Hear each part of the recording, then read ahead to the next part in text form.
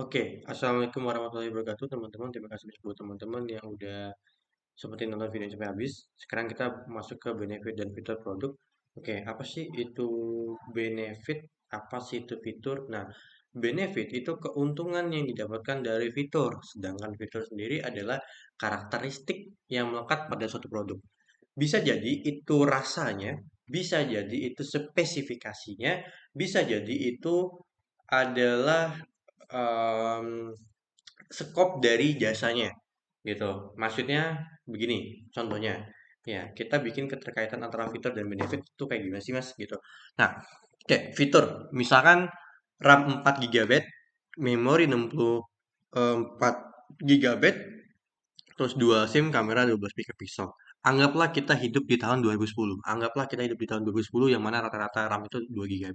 Nah, RAM 4 GB, memori 64 megapiksel, dual SIM, kamera 12 megapiksel, terus touchscreen, terus audionya sekian, terus juga fast charging gitu ya.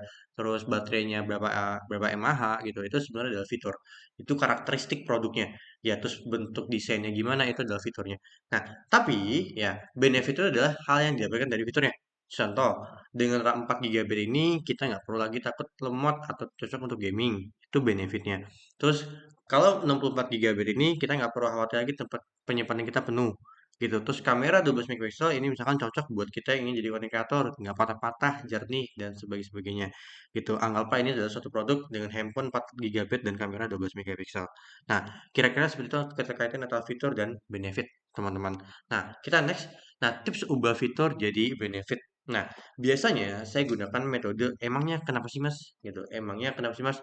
Gitu. Contohnya, handphone RAM 4 GB, memori 64 GB, kamera 12 megapiksel gitu. Saya bisa bertanya gitu ya. Ketika kita mau bikin copywriting, kita stop fiturnya dulu, terus kita tanya, emangnya kenapa sih RAM 4 GB ini? Oh, ternyata fungsi RAM itu untuk processing dan sebagainya. Kalau RAM-nya semakin bagus, maka dia semakin anti lemot.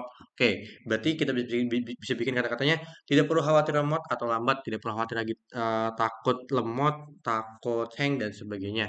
Gitu ya. Terus emangnya kenapa sih dengan memori 64 GB? Oke, dengan memori 64 GB dia nggak perlu khawatir tempat penyimpanannya penuh, dia nggak perlu khawatir nyimpan banyak kenangan, banyak foto, video, dan sebagainya. Karena memori buat penyimpanan gitu ya. Nah, terus kenapa dengan kamera 12 megapiksel? Oh, ternyata kalau pikselnya semakin gede, maka dia semakin begini, semakin begini, semakin begini.